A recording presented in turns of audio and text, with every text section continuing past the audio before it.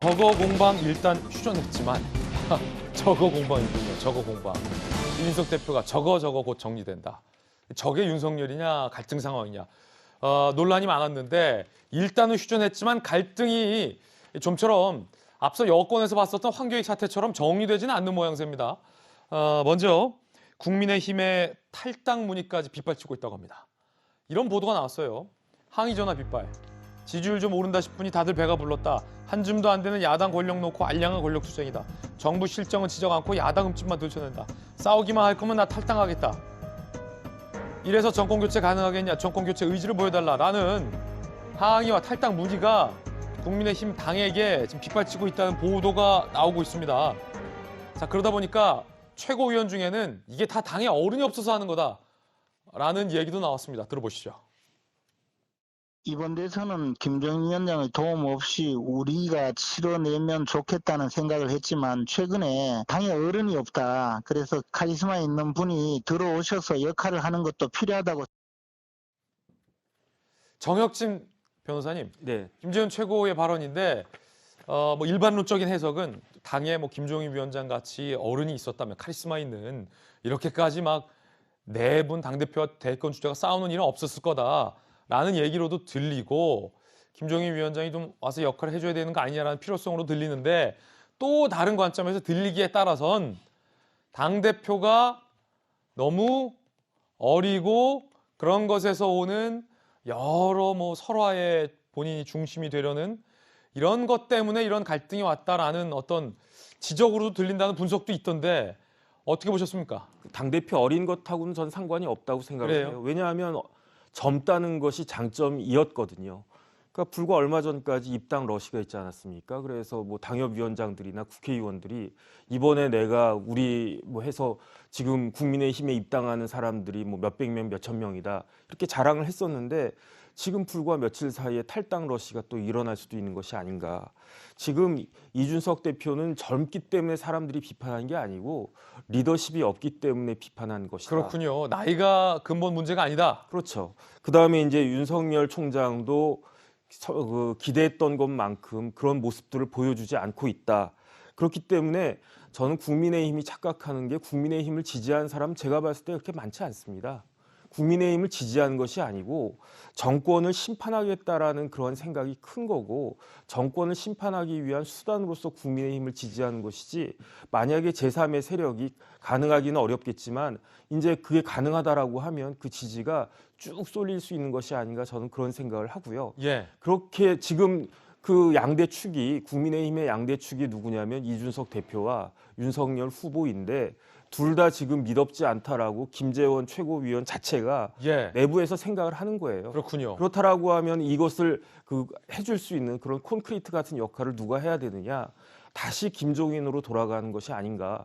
저는 얼마 전에 그 김종인 대표가 대안이 없다. 윤석열 후보 말고 대안이 없다라고 이야기했다라는 기사를 읽었는데 오히려 저는 어떤 식으로 생각이 드냐면 김종인 그 위원장이 나 말고 대안이 있겠느냐라는 식으로 이야기한 것인가? 그것이 아닌가? 저는 오히려 그런 생각까지 들고 그래서 지금 어쨌든 야권에서는 만약에 이제 정권 교체를 하고 싶어 한다면 예. 총력을 다 기울이지 않으면 안 될 것이다라고 저는 예측합니다. 자, 표면적으로는 원희룡 후보와 이준석 대표 간의 이 녹취록 공방은 일단은 휴전이 됐습니다. 양측 모두 다 언급하고 대응하지 않겠다는 것으로 일단은 봉합이 됐는데 문제는 그 안에 이제 불신이 싹 텄다라는 게 문제인 것 같은데 예컨대 김영주 의원님 당 대표를 신뢰할 수 있겠느냐라는 이야기가 당 안팎의 의원들 사이에서 나온다는 거예요. 예컨대 당 대표가 통화하는 내용을 번번이 자동 녹음하고 필요에 따라서 상대의 동의 없이 녹취록을 들춰내는 일들이 반복됐기 때문에 당 대표를 믿고 통화하고 신뢰할 수 있겠느냐라는 그 불신, 국민의힘에는 이 불신이라는 장벽이 생겼다. 이 부분 어떻게 보십니까?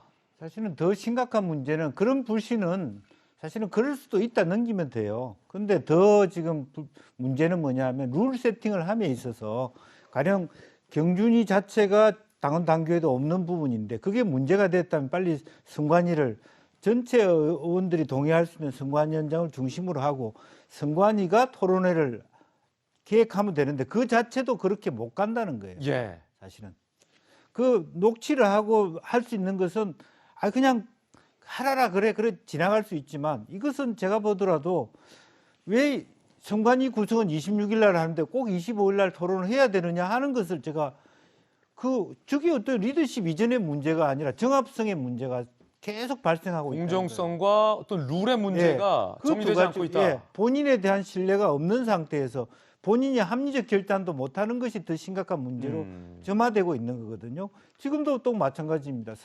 서병수 그 경준위원장을 그대로 선관위원장을 할 것 같으면 처음부터 경준위원장을 시키지 말고 선관위를 바로 넣었으면 될 문제를 결국 경준위원장을 못 시키게 되는 형국으로 본인이 만든 거예요. 그건 리더십 부족이죠. 사실은 그런 측면이고요.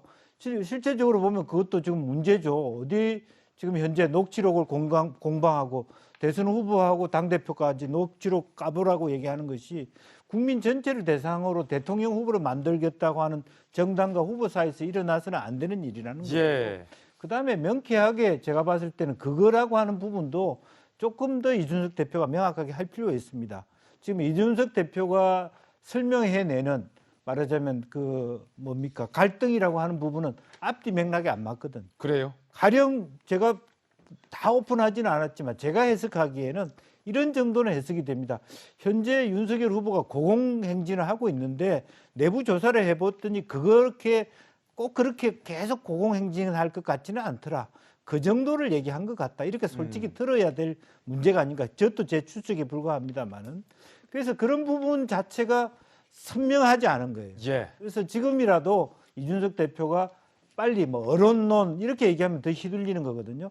빨리 선관위 체제를 구성하고 전체 의총회 중심으로 해서 선관위원장을 만들고 거기서 모든 일정을 짜내기만 하면 이 문제는 극복할 수 있습니다. 예.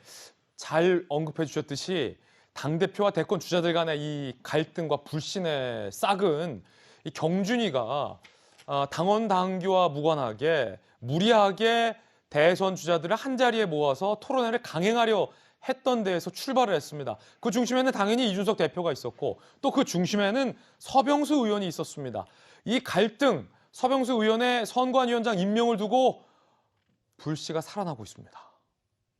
원희룡 후보 이야기 보면 서병수 의원을 선관위원장 임명 강행하면 이번 충돌 사태의 몇 배에 해당하는 이 대표의 위기가 올 것이다. 자, 이재명 기자, 원희룡 후보뿐만 아니라 지금 다른 최고위, 그다음에 현역 의원들 그리고 다른 대권 주자들도 서병수 내정에 대해서 서로 다른 의견이 있는 것 같아요.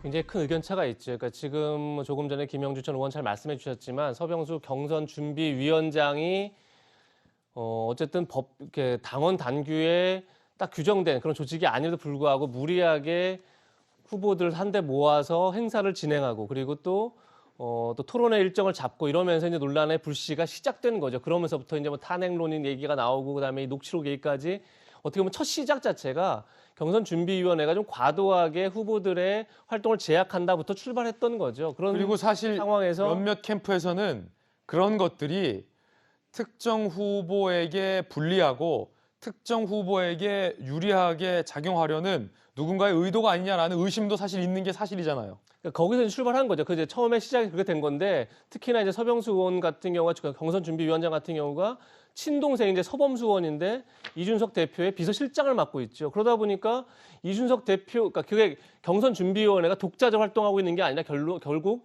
이준석 대표의 의중대로 가고 있다. 이제 이런 논란을 번진 거고 그런데 이준석 대표가 굉장히 예전부터 윤석열 전 총장을 상대로 해서 굉장히 좀 비판적인 발언을 많이 했고 그것이 다 맞물려 있는 거죠. 그러다 보니까 이준석 대표의 의도가 결국은 윤 전 총장을 정리할 거다. 그 발언이 이제 무엇인지 갈등이냐 아니면 윤 전 총장 자신이냐 모르겠으나 어쨌든 간에 계속 그런 윤 전 총장을 조금 더 어쨌든 힘을 빼고 결국은 유승민 의원 등 본인이 이제 선호하는 후보를 만들려고 하는 과정 속에 있는 것 아니냐 그런 논란까지 번진 건데 그런 상황에서 지금 서병수 경선준비위원장을 만약에 선거위원장으로 다시 앉힌다고 선거관리위원장으로 앉힌다 그러면 당연히 지금 원희룡 전 지사 얘기한 것처럼 그 논란은 굉장히 가중될 거고 그러면 해결이 안 되는 거죠. 그런 점에서 이 문제를 어떻게 수습하느냐가 이준석 대표의 리더십을 회복할 수 있느냐 아니냐에 갈림길에 서 있는 게 아닌가 싶습니다.